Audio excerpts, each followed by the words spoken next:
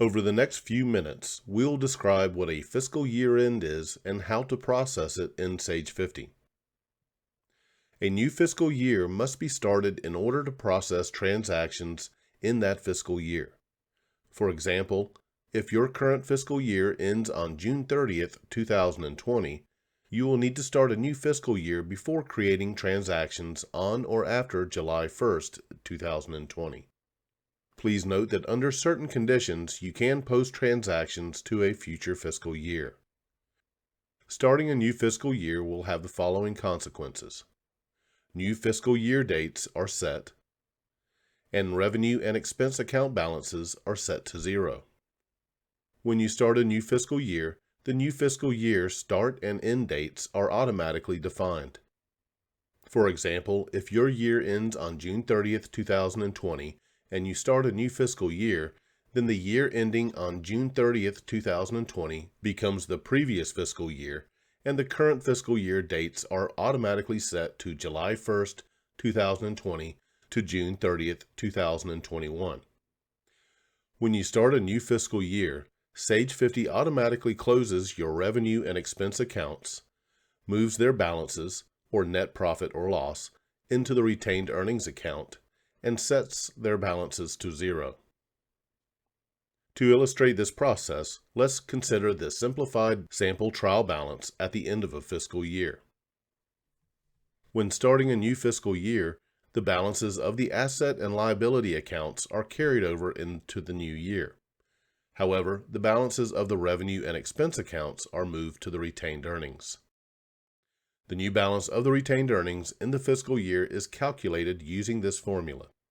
Previous retained earnings balance plus total revenue balance minus total expense balance. This process is entirely automated and happens when you start a new fiscal year. Sage 50 includes a built-in checklist for fiscal year-end procedures.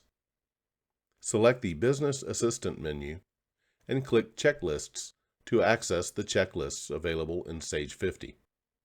Double-click on Fiscal Year-End Procedures to open the list.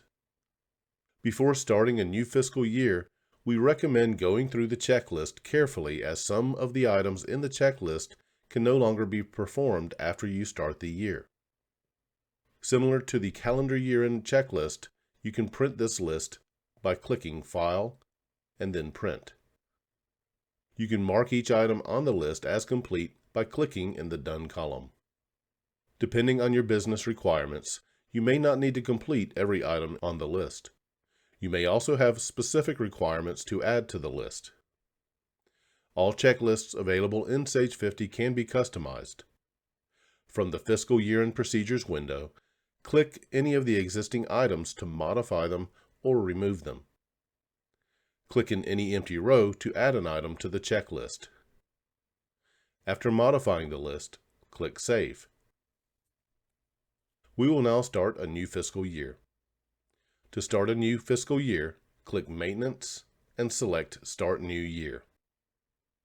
If your fiscal year does not coincide with the calendar year, this window appears.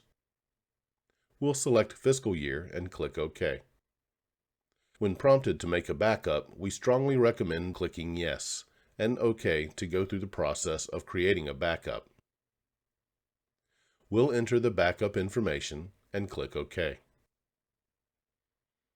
After starting the new year, this message appears. The new fiscal year is now created. Depending on your maintenance settings, the program may ask you if you want to clear data. Congratulations! You now know how to start a new fiscal year.